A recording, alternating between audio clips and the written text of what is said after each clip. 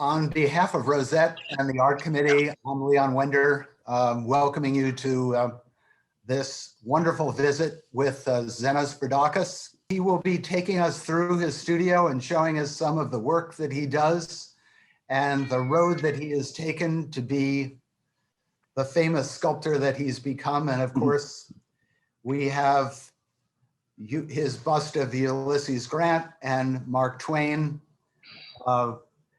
who will be welcoming you back to the club as we enter our 150th.2 anniversary year. And I now will leave it up to Zenos. Thank you, Zenos. Well, thank you, and welcome to all the club members. And let me take you into my studio, but first let me show you this large door. As I said, this is a 250-year-old carriage house.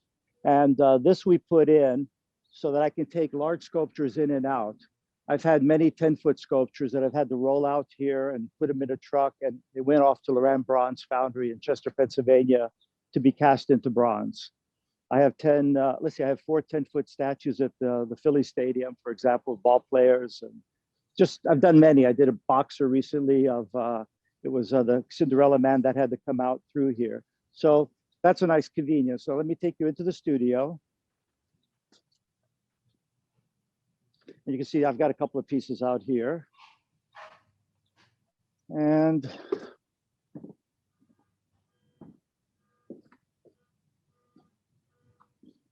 have a little water. So this is my studio.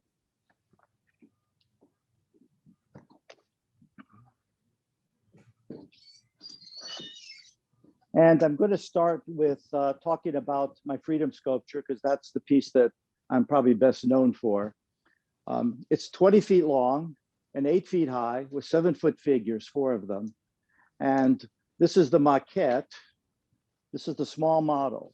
So in doing a large piece like this, and let me say this could have been a studio in the 1860s, the way it's set up. It's a kind of an older traditional style studio, kind of studio that, say, Gordon's and DC French and others have. If you visited their studios in Stockbridge and Cornish, you'll know what I'm talking about. But this is a maquette. See, there's no detail. And it's just when you're trying to come up with an idea, and I was trying to come up with a philosophical idea because philosophy is my first love, and art, sculpture is the way that it's the medium I have for it. But if you want to move your pieces easily, you don't want faces or detail because you're going to smash them anyway when the clay is soft. And this is the way Rodin would work, or Carpeau and any other good figure sculptors. You work just in just roughly, so you can move things around. This is actually here in the piece, so that the seed for the piece is in the sculpture itself. And you can see this is about mortality, which not just artists, but a lot of people think about, but artists in particular. And it's about going from this kind of undeveloped state through various levels of development and struggle to get free. In this case, to some degree, it's getting free of mortality, a kind of a grave-like thing, but it's really anything that you want to get free of. I wanted to create a sculpture that many people could bring themselves to it, and they could project themselves into it. And in fact, here, it says inside this bronze part here, you could stand in here, and it says stand here, because I wanted people to participate. Okay, and so you can see that there's a lot of pieces in the background. You can't see them here in the photos, but the major part of it, I wanted people to drive by and just see quickly the struggle to break free. And then if they're walking to work every day, they can see something else in here and all this detail. So that's my freedom sculpture. I could say more about it, but Zenos, exactly where is it located? This is at 16th and Vine, and it's probably located much more on the internet because it's had millions of views, and it's on a lot of lists of sculpture. So it's funny how now where a sculpture is physically isn't as important sometimes as where it is virtually. Pardon? Oh, yes, I know. So the next piece is Knowledge is Power. I wanted to show you that. And this is a piece that someone asked me, a school teacher, she wanted me to have a sculpture of herself and her brother who had passed, holding up a sign that said knowledge is power. And I don't, Julia, does she have the picture up of knowledge is power? Good. And what I instead of having a sign that said knowledge is power in just verbally written out, I wanted to create the idea of it by showing people in a large book that each had something powerful to say that contributed to our history of knowledge. So Thoreau is here, and I chose all these people. Knowledge is power is a statement made by Francis Bacon, one of the early logicians and scientists. I've got Tom Paine here, I've got Descartes, Socrates, and then there's a quote with each of them. The Socrates, of course, is, has, they all each have quotes that are associated with them. The unexamined life is not worth living, and so on. Ralph Waldo Emerson, and there's just other people that I like. John Muir is here, and Frank is here, Martin Luther King, Freud, Gandhi. So I've got the large figures are Darwin on one page and Einstein on the other. And this is at a university. It's at university in Jersey. Pardon? Okay. Now, the next piece is the gateway. Now, the gateway, I don't know if you can see it. Okay, good. I've got the small model here. I had to go through a lot of small models in years of work to put this together. This was going to be at a university, but some things changed. And but it's actually about 40 feet high in stainless, and something I own. And I wanted to create a kind of a gateway piece that you can walk through. I'm going to move Tom Paine out of the way. And I also made it so that if you stand underneath it and you look up through it, all these parts come together. And that was something I saw when I was in Rome at the Pantheon, that if you stood in the middle of the Pantheon, you became part of this large invisible sphere. So I felt if someone could stand here and it would surprise them, kind of a dopamine experience, they would look up and think, oh, all this comes together, and they're witnessing that event makes it happen. It brings it all together so that there's this kind of geometry. So this part is kind of anthropomorphic. These are legs. This is a body. This is about growth. So this is a double helix. It's kind of a stairway up. There's sort of a head and an arm kind of piece there. But we'll find a home for it sometime. But it's a piece that, as I say, I spent years putting together while I was doing other things. And I may be putting puzzle pieces on it as well. When this was going to go to university, I wanted to have a different puzzle piece that represented different paradigms, so that it had physics and literature, and you can see American history with Washington and Lincoln and Franklin, and philosophy and so on. And they would be here. And I was going to have Darwin up there. There's a big face. You'll see it over there. This piece is Tom Paine. This will be 7 feet very shortly. I'm enlarging it. And this is also, in a sense, in the tradition of knowledge is power. This is about common sense and reason, something I think that we certainly need. It's respect for science. And so this is going to be, I think, somewhere in Washington. I'm talking to people in the Congress who would like to see this in Washington, D.C. So I'm going to be working on that. And this is my very good friend and a Lotos member, Don McLean. I did a bust of him, and he put it on a record album. He's a genius. And we enjoy conversing not just about things that friends talk about, but we talk about art. Last night and this morning, he sent me some songs he's working on. And when they're in rough form at various stages, he sends it to me. And then I send him pictures of my sculpture in different stages, and he'll comment on them. And so it's been a wonderful experience. And this is the first sculpture I ever did. It's of my father. I did it, I think around 1970, I don't remember exactly when, 72 maybe. And I wanted to sculpt him. I was still learning. I was just to say, this is the very first one I've ever did. But I didn't want to wait too long because he was already, I think in his 80s, and he lived to be almost 98. But I wanted to get, I was thinking about Our Town, the play, and how the young woman goes back in time to her, I think it was 16th birthday, and she's hurt because she's looking at her parents at the table, and she realized she's not really look at them, did not really experience her parents while she was there. She didn't really see them. And I thought if I sculpt him to recreate his nose and his mouth, I'll have to really see him. It'll help me see my father. And it's hard. Sometimes you're around people and you still don't see them when you're growing up. But he had been a miner at one point, and he had a glass eye, and I knew he had that, but I could, and he had some damage from a mine accident, and I got to sculpt some of that. But anyway, it was a way of really getting to know him and knowing his face. And you know this person, he has a twin at the Lotos Club, Mark Twain. And this was a joy to create. And Bob Hughes had asked me to do it, the great Bob Hughes. And I have Harry Kalish here, who was the person who sponsored me to the club. He was a life member. He was a lawyer, an attorney. And was Rosalie's uncle. Rosalie's here, so she's a member also. And he was kind of a guide for me, a mentor about many things. He was a great man.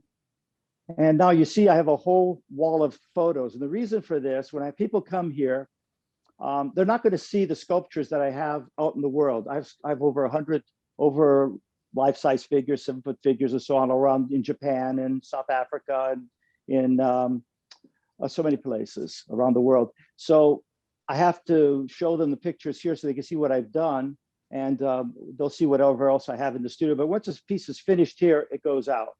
So, you can see the 10-foot Cinderella man is here, and Alexis de Tocqueville is here. Payne Stewart is here. And that's at Pinehurst. That's a very well-known piece. Yes. Now, let me talk about the Honor Guard. I'm being reminded here. The Honor Guard is the National Air Force Memorial. It's in Arlington. It's right here. And Julia, do you see the Honor Guard? I don't know if it's have, but anyway, these are 4 8-foot figures with the flags are 16 feet. I did them in here. And when I was hired to do them, at first, I noticed that they didn't have any diversity about them. So I asked the board if I could talk to them about it. And I got up and I told them, I think if you look at honor guards, there's generally a woman in there somewhere. There's some people of color. They're not for white males. So they thought that was a good idea. So I have a female here. I have a Hispanic individual. I have an African-American, and I have the white airman. So it gave them, that was a excruciating piece to sculpt because of the clothing.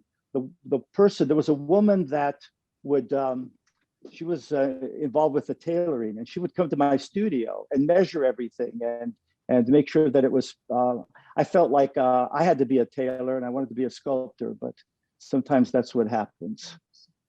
Now, Nina Simone, Julia, I don't know if you have the picture up.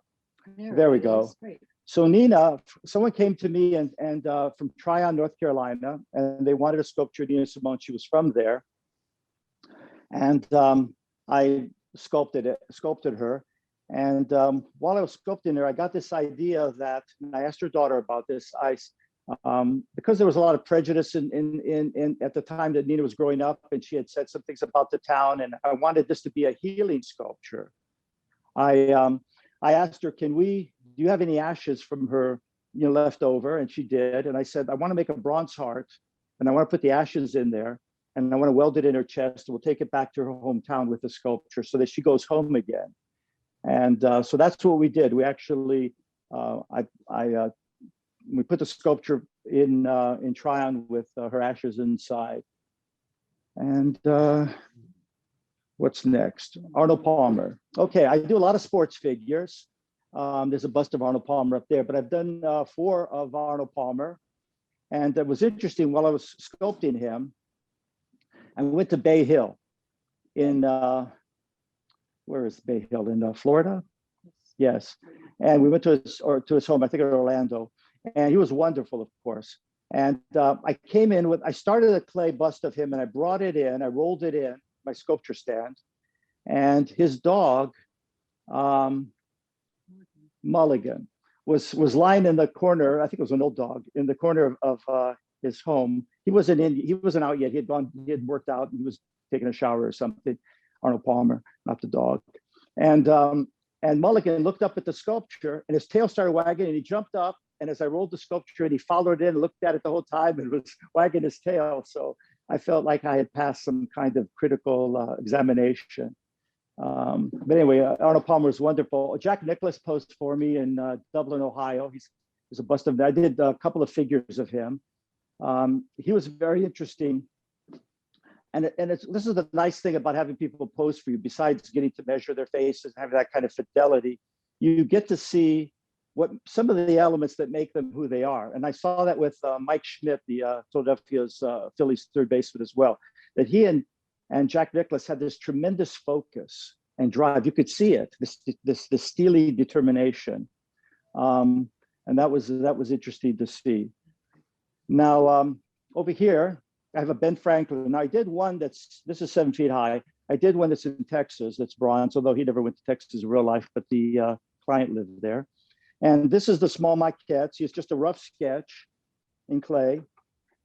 And I'll talk more about the clay and the tools in a moment. And then this is a more developed piece. Now, what I do now that didn't have the opportunity to do in the past, I would have to make a steel armature with wood and wire, and I'd end up cutting up my fingers and literally bleeding over my sculpture, kind of a blood, sweat, and tears situation, because there were tears sometimes too. But now, what we were able to do is I can take something like this to the bronze foundry, and they can scan it with a computer, and then they cut it out roughly in foam. Not very much detail. And then I come in, and it makes a much nicer and easier armature. And then I come in and put the clay on it and develop it. And one of the important parts, and it's very important for me to have not just the accuracy in the face, I look at paintings and photos, but also for the costumes, the clothing of the period. So I have an expert on historical costumes named Greg Nanos, who did the costuming for the Patriot movie and Master and Commander and various other movies. And I can take you over here, supplied me a Ben Franklin coat, and there are pants back there and a vest, and because I want that kind of accuracy. You don't want clothing that is a contrast to the kind of integrity that you want to have in the sculpture. So I can show you what I do, and I have this. When you're working on a large piece like this, you have to come up here and work on it. It's physically demanding. I think sculpture is, I don't want to say it's a young man's game. Michelangelo worked till he was fairly old, but it's you have to stay a little bit in shape. And you see, I'll get up here and put the clay in. And then, as Michelangelo said, you take a hammer, you tap it and say, speak, speak. But anyway, now let's talk about the elephant. This was my first large sculpture, not this, but the elephant that I did. And this one was for a shopping mall. And, I like doing pieces that are more philosophical and so on, but you have to do other pieces in between to get to those jobs sometimes to stay in business.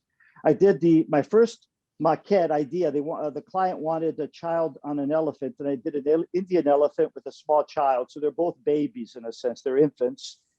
And this one was at the National Academy of Design and a couple of places, a couple of museums. But the client said he wanted an African elephant and a larger child, and the child isn't here, but it's on the big one. And I made it so that the water runs out out of the trunk and over the child. And you can see on this piece, you're looking for some poetry. This is, even though it's an elephant and a child, I want to show a visual rhyme. See the trunk and the hand. You see, I have the child turning to this direction so that there's something interesting on this side. And on this side, the elephant is more interesting, so that if you walk around the piece, it's not hopefully boring from any side. So that's that. And that was a very popular piece. It was at a mall for years. And I think they told me they would raise 25,000 or so in coins from people throwing money into the fountain, and they would give it to charity. So this is, I believe, a former member of the club, Ike, General Eisenhower. He recently, I was asked by a TV show called Madam Secretary to, they had seen this and they wanted a copy of this in plaster to make it look like marble, and they used it as part of their last season, one of their shows, where they pretended that it was marble and it fell over. And anyway, so it was used for a TV show. This particular one in bronze is at his cottage at the Masters, which I think have started in Augusta, Georgia. Yeah, Clarence Darrow. Darrow is the next photo. Okay. Julia. All right. Is everyone still with me? We're still We're with going to walk over. Do you see Clarence Darrow? Is it in the photo or No, I think Julia has a photo. do you have one, Julia? Oh, Olmsted. Okay, we'll talk about Olmsted. Okay, Frederick Law Olmsted was the landscape architect for a little park that's very close to the Lotus called Central Park. It was his first job as a landscape architect. He was kind of the father of landscape architecture, and it gave him the experience to go from there. But I did the sculpture for his last job, which was in Asheville at the Biltmore. And if you see that, look at the piece, and I guess you're looking at it now. Okay, I can't see what you're seeing. I wanted to show him, and I looked at a John Singer Sargent portrait of him, and he's my favorite American painter. And what I did was I took his plan and put it in his hands because I wanted to get across the idea of him as a thinker and as a designer. He was an outdoor architect, so I wanted the wind blowing through his coat because he's not an indoor person sitting in at a desk. And I wanted to show what was in his head is in his hands. That's that design. And what's in his hands is under his feet because the landscaping around him pretty much mirrors what's in his hands, the paper. And this is at an Arboretum in North Carolina. So I try as much as I can with projects, and this is certainly a frustration for me, probably a lot of artists, to elevate a piece to a certain level. Unfortunately, many times there are people who want a kind of cliche. And that's, of course, an artist, it's kind of deadly for an artist. You don't want the cliche. You know, and when I can, I try to move it to a different level. So talking about Clarence Darrow, am I moving too quickly? No, I think you're good. Okay, good. I have a tendency to move quickly. There he is. There we go. Okay. Now, somebody had told me that where the monkey trial took place, the Scopes trial in Dayton, Tennessee, there was a sculpture of William Jennings Bryan that was put there on the courthouse property by a Baptist college named William Jennings Bryan College. And I felt that to keep, I wanted to, you know, I'm very strong believer in keeping, as Jefferson and the founding fathers, keeping religion and politics separate, and keeping religion and politics out of each other's business. And so I didn't think that that should be on the courthouse property. And I thought I wasn't going to get them to move it. So I thought if I could add a sculpture of Clarence Darrow, who was part of that trial there with William Jennings Bryan about teaching evolution in the schools, that would turn that piece that they intended, the Baptist College intended to have there as a kind of evangelical tract on that property, that would turn it into a historical piece. So it was a way to transform that into, I think, an elevated idea of history and edification. So what I did, it was interesting to me, I went down and I scouted the area. I was sitting in my car and I saw a group of students with a teacher approach the William Jennings Bryan sculpture. And she was telling them about it. And I jumped out of the car and ran across the yard there, the courthouse property. And I said, stop, you know, before they were leaving. And I wanted to stop them. I said, look, there's another part of this. There's Clarence Darrow and how he was defending the idea of teaching science and evolution in the schools. And so the teacher said, tell us about it. And I told them about it. And after they left, they thanked me and they left. I thought, I can't sit in my car and jump out every time school children come and look at the William Jennings Bryan. So by having a sculpture there, I won't have to do that. He'll be there. He'll have to be addressed. They'll have to talk about the two of them and how they battled over children's minds. So I got the Freedom from Religion Foundation financed the sculpture. And I did a lot of study, looked at video of him and photos and put him into suspenders, you know, and have him making an argument. He's pointing actually towards, I think, William Jennings Bryan. They did that deliberately. And they're across from each other on either side of the courthouse entrance. And he used to snap his suspenders. And so I've got him snapping, especially if he was making a point. So, I may say a few words about Sandy Tatum. There were I guess there was a first tee. Yes, this is Sandy Tatum. He had, he was part of a program in San Francisco called First Tee, where he helped children who were disadvantaged and from neighborhoods that were rough to develop, and they would teach them through golf various character principles to help them succeed. Initially, when I was contacted by the golf course at Harding Park in San Francisco, they had gotten financing from Charles Schwab, and they wanted, and this Sandy Tatum was a friend of Charles Schwab, and so I suggested that to give him context, because none of us live in a vacuum. We all, when you see sculptures that are just isolated, in a sense, it doesn't give you, I think, an accurate and true picture, because we all have a context in terms of history and concepts and so on. So I said, let me show what made him special. And what made him special, though, was that he promoted this program. And there was, I think there were, let's see, 1, 2, 3, 4, 5, 6, 7, 8, 9 steps. And so each step of the way here is a different step. Like character was a step, and judgment is a step. So I did this figure. It was very rough because it's undeveloped, and this one was more developed. And I met some of these kids who had gotten into college on scholarships that got through the program, and so I made that more developed. And he, of course, is very developed because he's a finished piece. And I tried to put some grace in it. And so this was 7 feet tall, and it's in Harding Park now, and it was for the PGA Championship, and it was cast at Lorraine Bronze, and on its way to California, the truck driver ran off the road around Hannibal, Missouri, and the sculpture went through the roof and ended up out in the field.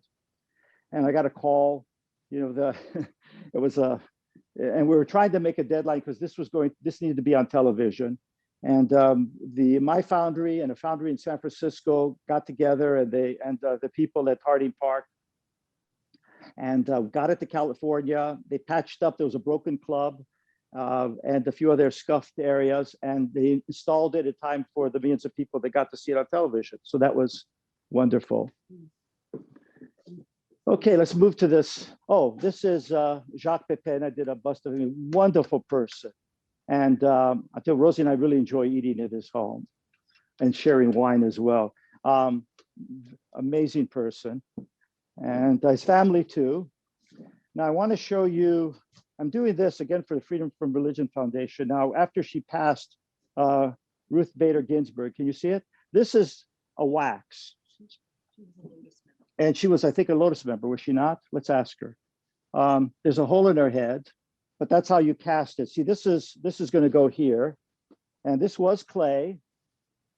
And we had a rubber mold made. Let me show you the rubber mold. There's 2 parts to it. This is one part. So this is a mother mold. You put the rubber over the clay. The clay is, some of it's here, but anyway, this is the rubber.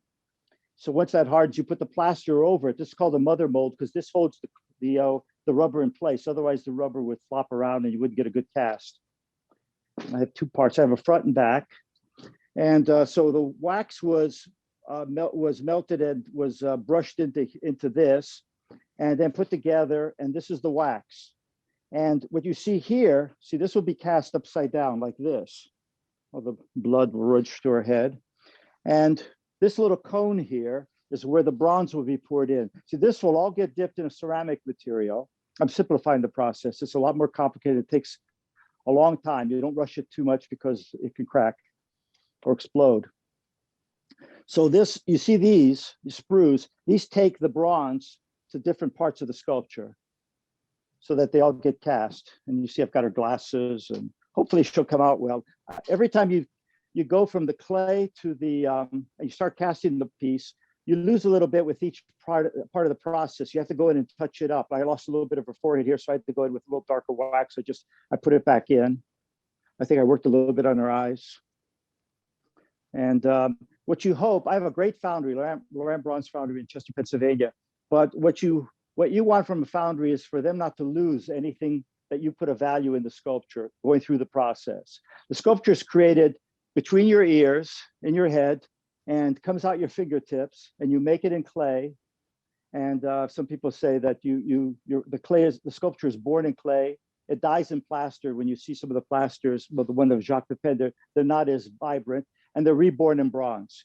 But so the next step for this is to be dipped in a ceramic material, and I brought it here so you could see it, and then the heat will be applied, and this will pour out the bottom of the hard ceramic shell. It's called lost wax process for that purpose, that reason. And then the bronze is poured in. And then after that cools, you break off the ceramic material. It's almost like breaking a shell open, and the chicken, a little baby chicken comes out. But in this case, a courageous person and not a chicken at all. But anyway, yes, I want to talk about the grant in a moment. I want to also show you this. This is a 10,000-year-old skull. I got it from a person who knew, an archaeologist in France, who says back here that it was 10,000 years before JC. And so I have skeletons, and there's one back here, because it's part of knowing anatomy. When I was at the University of Pennsylvania getting my BFA and MFA, I studied cadavers at the medical school. I was a fine arts student. And there's a tradition of that. I mean, when I was younger, second, third, fourth grade, I would study Michelangelo's anatomical drawings, especially Da Vinci's, because these were wonderful. And it was, you want to have, it's almost like being a writer. You need to know the vocabulary. You need to have, the more vocabulary you have, the more you can reach for it and find the right word. You need to know syntax, be able to construct a body properly so that it doesn't, you don't want to have to trip over the grammar and the spelling. So you want to be able to or like a jazz player, you want to be able, if you think of a music, you want to be able to play it. So, and here's Don McLean also. We're talking about doing a larger sculpture, and that's his guitar. That's a 1940 Martin that he gave me. I play a little just to relax. I'm not a musician per se, but he was very kind to give me that. Now the next time you see this, it'll be at the Lotos Club. And this is Ulysses S. Grant. And the reason I did this, I saw this photo, and I just loved he was famous for that steely gaze, that kind of, he looks like he has seen so much blood, which of course he had. He talks about, I think it was the second day of one of the battles, that you could walk, Shiloh, I think, you could walk across the battlefield and your feet would never touch the ground because of all the dead bodies. He hated sight of blood, but I wanted to show this, but this is a more dignified pose. This is the pose that I did. I have a little hair on his ears. Some of these pictures, you don't see that. Now I have many, many photos, and usually when I'm sculpting someone, I set them up all around me, and I try to go from the left portrait to the right portrait, going through the center view. So almost as if the person is here, especially, I couldn't get him to pose for me. And so you set up your photos as if he is here, because as if I could turn the real Grant around on a chair with wheels and have him pose for me. So I wanted to get a sense of his thoughtfulness, of his mind, his just a lot of different qualities that appeal to me. And sometimes I'll do a sculpture, like I did Churchill that way. I just felt like doing it, and then people see it and they want it. The same thing happened with the Ginsburg. And I'm doing another one like that now. Well, let me show you this first. This is Jacques Pepin. I'm doing a relief. Now, relief is different from the sculpture in the round because I'm taking everything that's in 3D and I'm compressing it. But at the same time, the parts of him that would stick out the most, like his nose, and then his cheeks, and the forehead, and then his eyes, you're stepping down just as if it's 3D, but but you're keeping those proportions in scale. So I'm still working on that. Oh, and I want to talk about these. These are my tools. And before they were my tools, they were other well-known sculptors' tools. I have tools from Melvina Hoffman and just so many people, James O. Frazier. and Paul Genuine. I mean, there are a lot of the great figure sculptors of the past, and probably through them, like someone like Fraser, who's an assistant to St. Gaudens, I probably have St. Gaudens tools. And that's how, when I die, which could happen while I'm speaking, you know, if I have a heart attack, Rosalie will give my tools to sculptors who will appreciate them, not sculptors who will, let's say, snap them because they don't know what they're doing. Some of these are very fragile. See, they're beautifully carved. Can you see it? Now, what happens in the past, a sculptor would make his own tools because you couldn't go to a store and buy sculpture tools. You made your own, or you had your assistant make them. Take a piece of wood like this, an exotic piece of wood, and you carved it out. So you traced it on, and you made something that moved beautifully in the hand.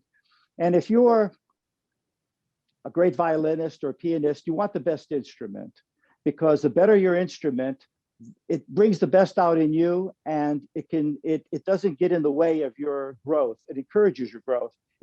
And that's how these are. These are the tools. So these are all handmade. They're all sculptors that used, who made some of the great monuments around the country. They're wonderful sculpture tools. And they're made, this one, for example, is made, it curves. It's not a straight tool because as you're sculpting, it doesn't get in the way of your fingers because it curves in. And because sculptors in the past didn't buy tools at a store by people who didn't know anything about sculpting, the tools are made as tools should be for a particular purpose. Now, this tool is made to go in the ear. This is made to sculpt the side of the eyeball. So you're making a tool. If you're a sculptor, you'd be working on something. I'll show you over here on, this is something I'm working on for fun because I really admire of Frederick Douglass. You can see some of his pictures there. But let's say you want to work on a nostril, and you might put that, go in here. Am I going too fast? And the side of the eye. Now you might want to go in here and make sure you turn the eyeball, because the eyeball is like it's like a ping pong ball. It turns, can't be flat. See, and then you have other tools for other purposes. I have the other part of this is this clay. This clay is over 100 years old. A lot of it. Some of it was, I have St. Gaudens clay. Some of it, I have DC French's clay. Well, St. Gaudens made the Shaw Memorial. You may have seen it in the movie Gloria. This is, and DC French made, of course, the Lincoln Memorial. So it was wonderful when I sculpted my Lincoln to use some of his plastiline. A lot of this is James Earl Fraser's clay, for those of you who know. But there's nothing like this. It hasn't been made for maybe 40 or 50 years. They stopped making it, the company that made it. So you have to get it. You have to be a little bit of a grave robber, wait for a sculptor who has it to die. Then you take that out of his hands, and you have something wonderful. This will do what you want it to do. As long as you have the skill, and it's hard for me to explain unless, again, if you're a musician, you'll understand. If you're, you want a Stradivarius, if you can get it, if you're a violinist, and so on. And Rosalie, who has the camera, that's the second sculpture I ever did. That's Rosalie. And this is a Molly Maguire sculpture. I did this large. Sean Connery had a copy of this. He actually called here and thanked me for that. He was, but anyway, so there are a lot of other sculptures. We're going to go upstairs. How are we doing time-wise? Okay, this is one of Michael Kahn, who taught at Juilliard, and the Anatomical Man. Okay, now I'm going to walk upstairs. How are we doing time-wise? Okay. I'm not hearing anything. Is everyone still with me, or have they gone to the movies? Well, there are no movies to go to. Okay. Now, this is the upstairs studio. Yes. I can't get up there. Okay. This is the upstairs.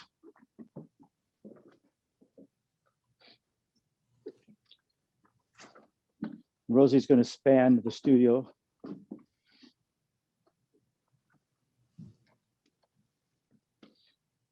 Now, I mentioned I sculpted Lincoln. One thing that's very helpful is have something like a life mask. This Lincoln sat for this. A sculptor named Volk put plaster on his face. And while the plaster was on his face, Volk said to him, I had a friend, and this was setting on Lincoln's face. He was sitting back with it. He said, this is before he had the beard. He said, I had a friend that went to Europe, and to make a living he was a young art student, he decided to make life masks of people. And the first person he had sit had a very full beard. He put the plaster on his face, and the person was sitting back. He was waiting for the plaster to dry. And then the art student realized that he didn't put any kind of release into the beard and that it would stick to the beard. So he quietly walked away and left the person there. And when Volk told that story to Lincoln, he said he could hear Lincoln chuckling under the plaster. So he had a good sense of humor. Now this is Lincoln, another life mask done with, you can see the eyes are closed, of course. He's not gonna have them open, with the beard. So this is great because you could take measurements off of it.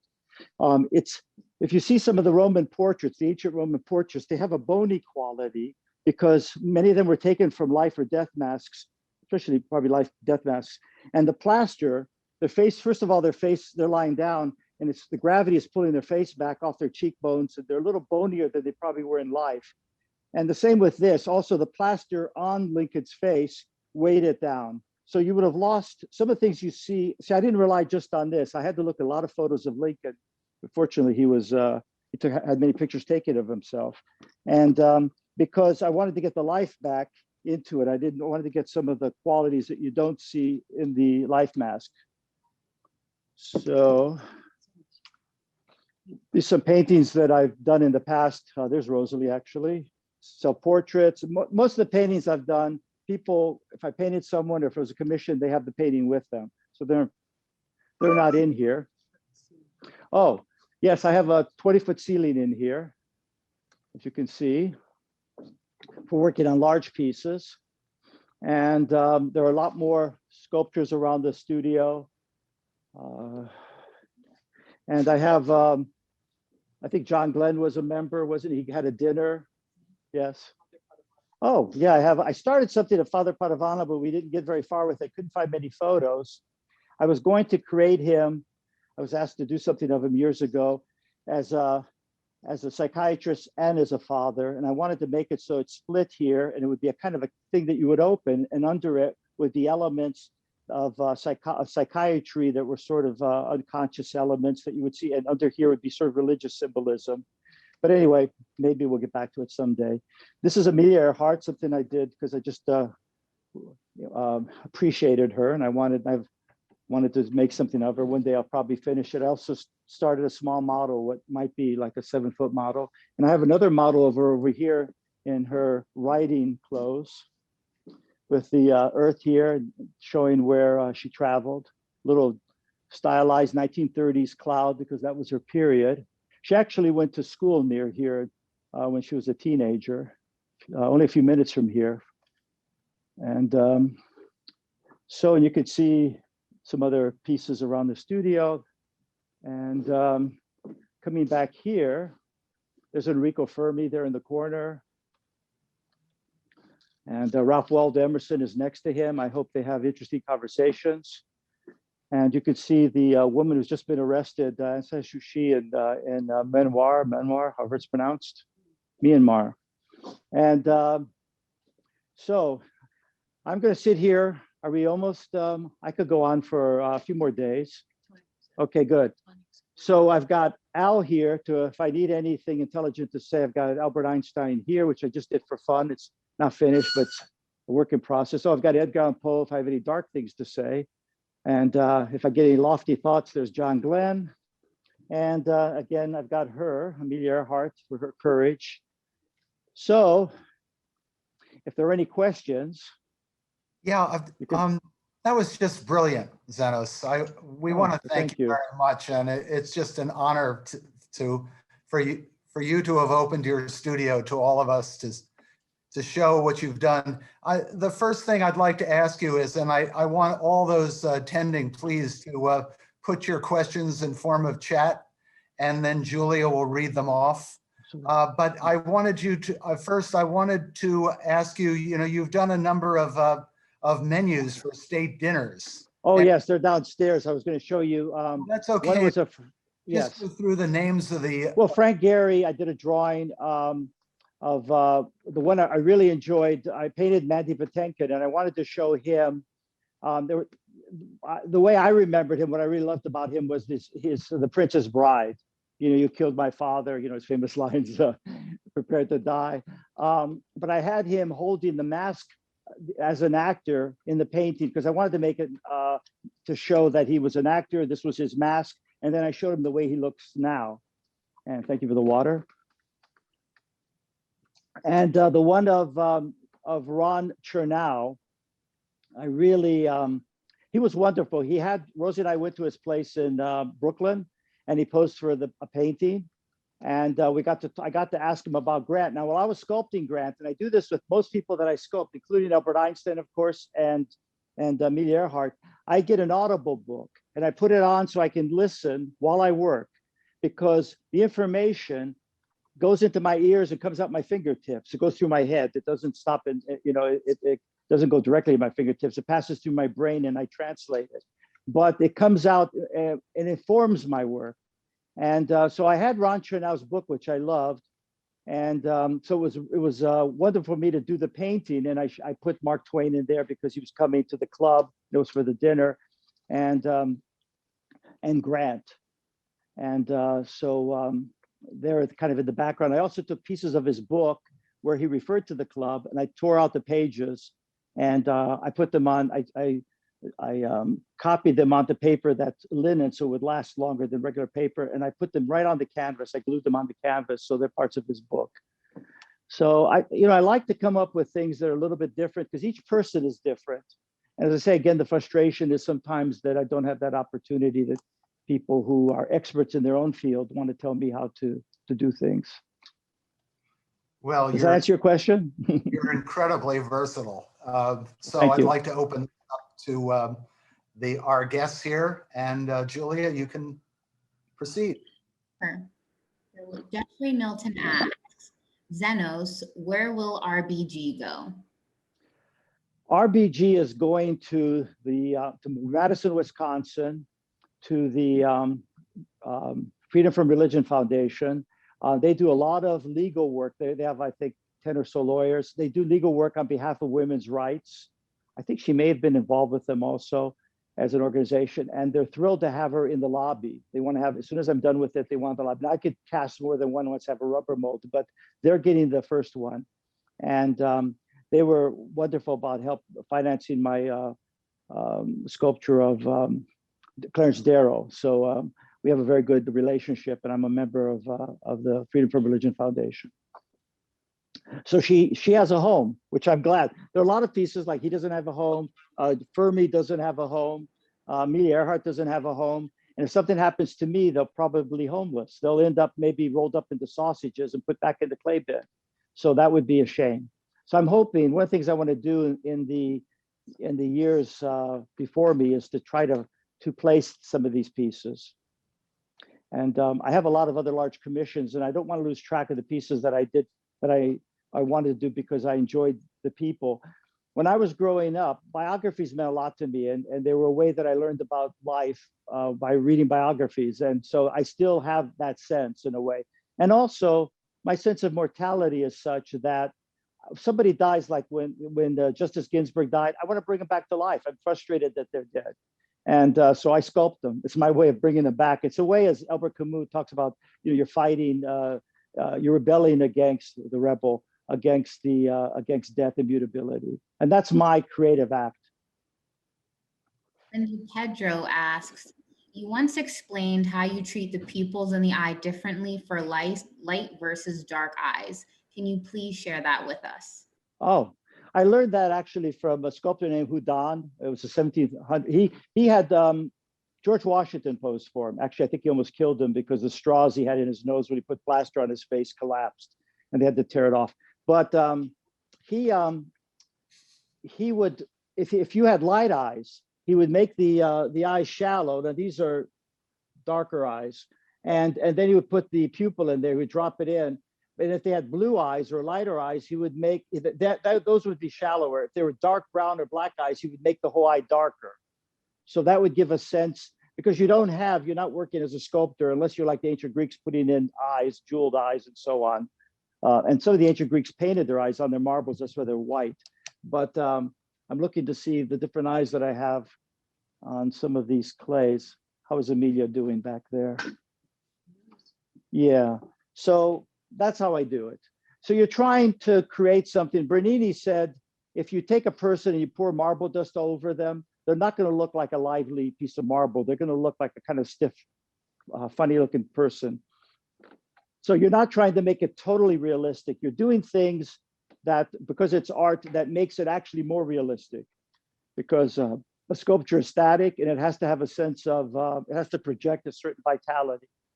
So that's one of the things that you do by having depth in certain places. And I think my painting training in painting has helped me with that. Wilma Siegel asks, can you show us your self-portrait?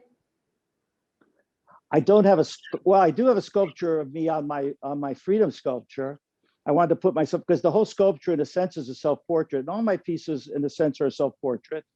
They're like your dreams. You know, you have dreams and you've created everything in your dream. And so they're all your story. I think, in fact, I was thinking today about how most people, maybe whether or not they write short stories or anything, they end up creating these very wonderful stories, and they're that something that usually hasn't happened to them out of in their dreams. And sculpture, in many ways, it's like a dream, and you're giving it form and shape. There's a painting here I started at one time, and there's one there with this one. Kind of, you know, when you're looking at yourself, I didn't finish it in the mirror. You start concentrating. They end up having an angry expression. But what I wanted to show here too was my palette, what I was using for the painting. I was pulling it into the painting. I noticed when I saw Velázquez at the Prado, I think it was his maids of honor, the painting, you see him holding the palette, you can see that he's pulled the colors in. When you pull the colors out, you get to see a gradation of color. And if you just poke a brush into the color, then you have a danger of polluting you have to keep changing your brush, otherwise you're going to pollute the color from the last color you had it in. You pull it out, and then you, well, anyway, I don't go into too much detail, but you can see, so this ends up here. And part of what I learned from painting and from sculpture is you got to have order in your materials. I remember I mentored with my older half brother, who was a sculptor, and I went into his class the first day. It was like the Shaolin temple. I said to him, okay, teach me. And he handed me a broom. He said, first lesson, clean the studio. So I cleaned the studio. And he said, you've got to have a clean sculpture top, because if you have anything on your sculpture top, and this is true if you have a palette and you're a painter, if it gets crud there, it ends up in your painting or in your sculpture. And you have to have work from order, because there's so much chaos and so much disorder that you're working with. I mean, I start with clay that's completely amorphous. It's basically mud. I could go out in the yard and get clay mud and make a sculpture, but you're giving it form. And to do that, you don't, and that's why I roll my clay, for example, into sausages, so I have some order to begin with. I know just what size they are when I grab them. I don't have to look at them. I don't think about it, and pull out just what I need and put it down on the sculpture. So for me, and let me say something about order and disorder. One of my favorite philosophers, Friedrich Nietzsche, had an essay called The Birth of Tragedy. And the idea of it, he said that what makes great art, he was talking about the Greek tragedy writers, Sophocles, but this applies to all artists, I think, is to have a balance of what he called Apollo and Dionysus, the two gods. And Apollo represented order, the cerebral, static in a sense, not surprising, and I can go on and on, science, and mathematics and so on, and design. And what Dionysus represented was drunken frenzy and madness and imagination and passion, and too much of passion and disorder and chaos. Too much Dionysus, he said, was uncomfortable with people, because we need some order in our lives. We feel uncomfortable with that. Too much order and it's boring and static. So he said you balance the two, and I've always tried to do that, and there's a certain amount of the cerebral in the sculpture and a certain amount of passion. So I think the ancient Greeks said something wonderful too along that line. At the end of a life, rather than ask, were you happy? They say, did you live a passionate life? So as an artist, I think that's, you can be passionate about your work, maybe more than many careers. And I'm grateful for that I've had that chance to, and I still do. I wake up looking forward to sculpting. This is a question from Roger Yu, and he asks, how did you start the sculpture of Fermi? Fermi. I was listening to his book by one of our members, David, and I was impressed, and I started to, and I thought I should sculpt him. And I liked some pictures. I saw a picture, again, one picture in particular that I liked, and so I sculpted him. I hope someday it'll end up maybe at the Fermi Institute or somewhere, because otherwise he'll end up at the clay vat. He's sitting over there. I went to the internet, which is the nice thing about the internet now. I went there and found all these photos, and I printed them and put them up all around me and immersed myself in him and the biography. And what followed was the bust. It's not quite finished, but it's close. And Patricia Dugan says, bravo on RBG. She was definitely involved in women's rights. And she says, I'll bet you make me here. Thank you. Thank you. Also, Mr. Milton is thankful for you having created the RBG. Thank you. And then Wilma Siegel says, your description of chaos to order is the description of the right and left brain. That too, yes, yes. That was those were the final comments. Mr. Wender? Yes, so I definitely want to thank you for this brilliant Zoom. Well, thank you. And Zenos has been kind enough to, and will be organizing this as we reopen, that a number of us will be able to come down to your studio and Sure. And see these fantastic works in person. And you know, it's very different, if I could say just quickly, to see things in person. It's one of the apprehensions I had about having a studio visit like this. I haven't done it before. And it reminds me of when I was a young child and I'd see Michelangelo's David. I'm not comparing myself to Michelangelo, but you would see this piece, the sculpture that was a few inches high and it was flat.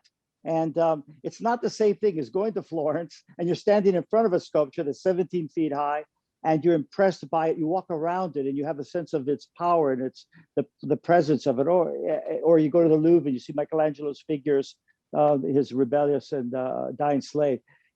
There's nothing like actually being in the presence of the sculpture. And I hope that you get a little bit of sense of these pieces in the, I don't know if you're looking on your iPhone and they're postage size stamped size, or they're a little larger on your iPad or something, but I hope that it's not lost on you. There's nothing like being next to a piece and experiencing it.